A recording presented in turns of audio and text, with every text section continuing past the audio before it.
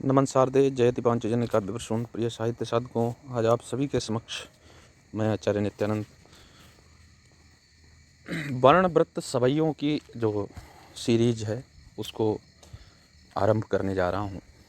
आज से श्री गणेश सभी प्रकार के सवैयों पर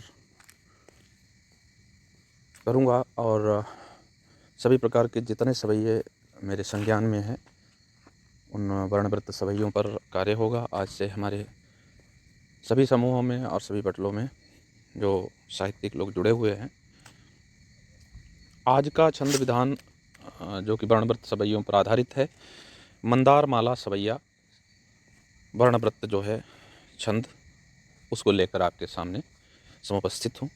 यह वार्णिक सवैया छंद है।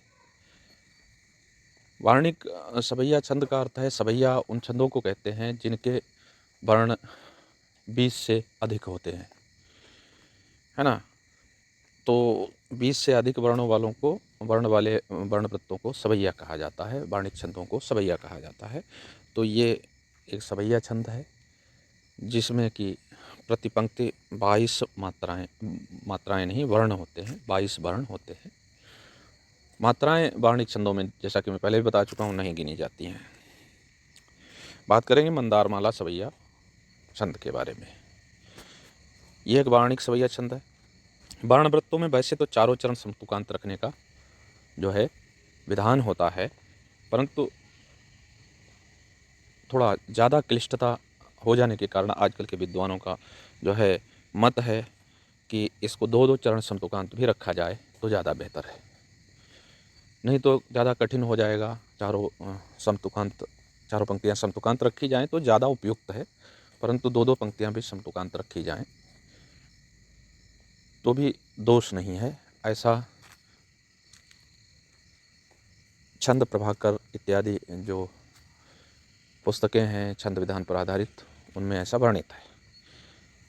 तो बात करेंगे अगले नियम के बारे में। प्रत्येक पंक्ति में 22 वर्ण होते हैं।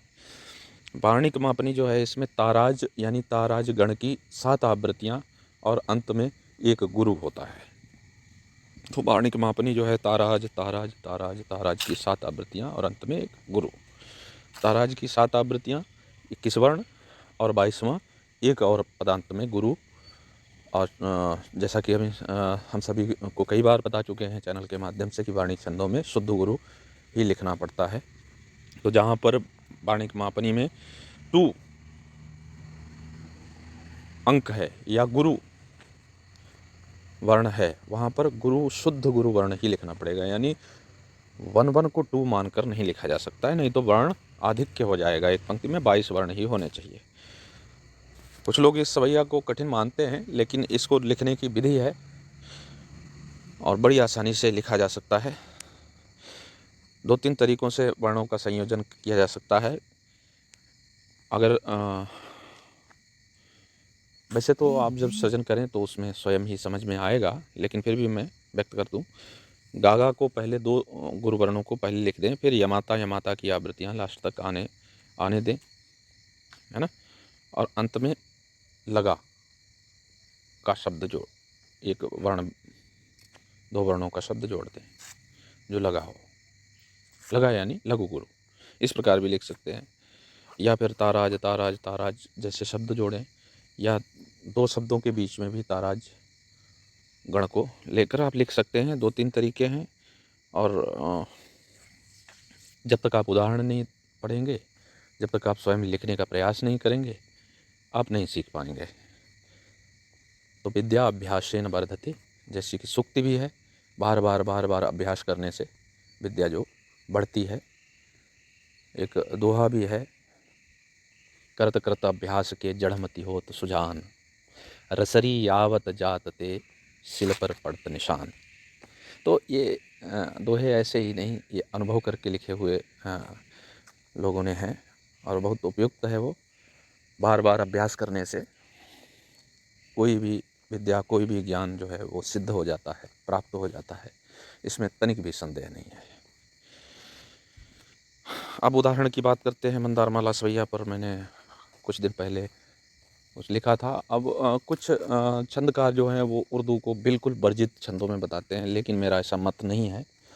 जहाँ पर, क्योंकि आज के ज़माने में, आज के युग में हिंदी के साथ में उर्दू और फ़ारसी के शब्द इतने घुल मिल गए हैं कि वो हिंदी के शब्द ही जान पड़ते हैं। तो प्रयोग किया जा सकता है, लेकिन अगर कम किया जाए, जहाँ तक बचा जा सके वहाँ तक बचना चाहिए। लेकिन प्रयोग अगर करना अनिवार्य ही हो जाए और आपका भाव विकृत हो रहा है बहुत क्लिष्ट शब्द भरने से, तो सामान्य बोलचाल की भाषा के शब्दों को लिख सकते हैं। कोई वर्जना नहीं है, कोई रिस्ट्रिक्शन नहीं है, कोई प्रतिबंध नहीं है कि हिंदी छंदों में उर्दू बिल्कुल नहीं आनी चाहिए। ऐसा कोई रिस्ट्रिक्शन नहीं है, कोई प्रतिबंध नहीं है। अब मैं इसको गुनगुनाता हूँ मूल लय में, आप लोग लय पकड़ें और सुंदर सजन करें। सुनिएगा कि मेवाड़ के शूर राणा प्रतापी महावीर भाला उठाओ जरा, ताराज ताराज ताराज ताराज ताराज ताराज ताराज गा। मेवाड़ के शूर राणा प्रतापी महावीर भाला उठाओ जरा, आदित्य की भांति तोड़ो अंधेरा, उजाला उषा का उगाओ जरा। हो वीर आधार में आप ही तो प्रथा मान सिंही मिटाओ जरा। भूर बराहे महाभारती की यहाँ वीरता रोप जाओ जरा। मेवाड़ के शूर राणा प्रतापी महावीर भाला उठाओ जरा। बहुत सुंदर ये छंद है टेरती भारती माँ तू आओ, उठो भी तिरंगा ध्वजा थाम लो। है टेरती भारती माँ तू आओ, उठो भी तिरंगा ध्वजा थाम लो।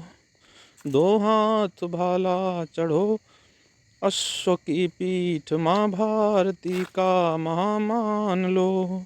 हे अग्निवंशी दहो शत्रु के गात्र, पी रक्त को आप विश्राम लो।